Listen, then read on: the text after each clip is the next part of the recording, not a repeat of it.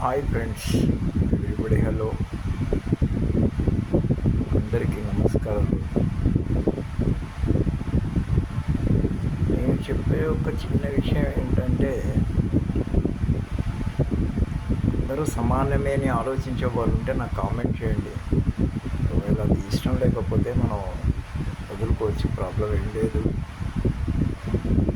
ఇందులో పెళ్లి చేసుకున్నామా, పిల్లల్ని కన్నామా, మన సంసారం బాగుందా అని ఆలోచించేవారే ఎక్కువ ఉంటారు.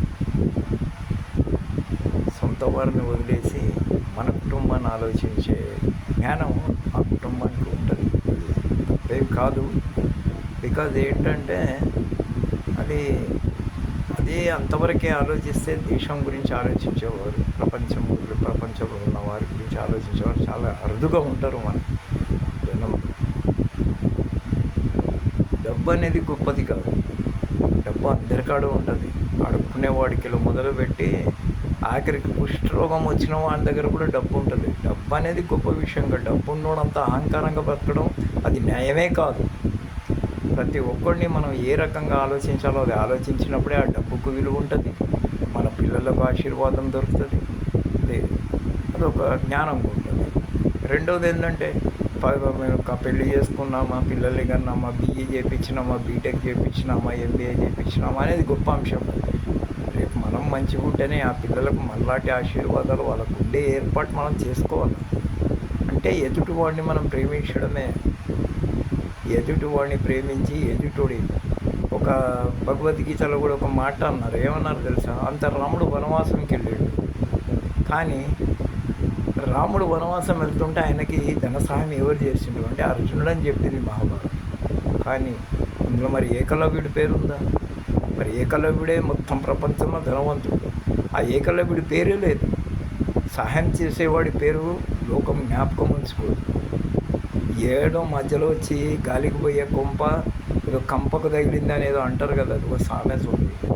గాలికి పోయే కొంప ఏదో కంపకు తగిలిందని అంటారు. అది నేను చెప్పలేను, చాలా మీకు తెలిసే ఉంటారు మీరు కూడా.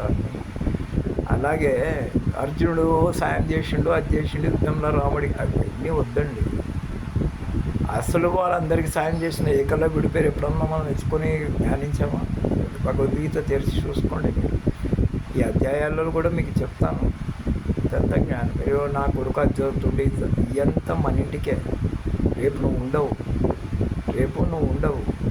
నీ కొడుకు ఏమి చదివినా డాక్టర్లు లాంటి అడక తింటుంటారు రోడ్డు మీద. డాక్టర్లు, ఇంజనీర్లు అంతా మీకు అన్ని టీవీలు చూపెడుతున్నాయి, వీళ్ళు ఇంత చదివిండు అంత చదివిండు పిచ్చోడు అయిపోయాడు.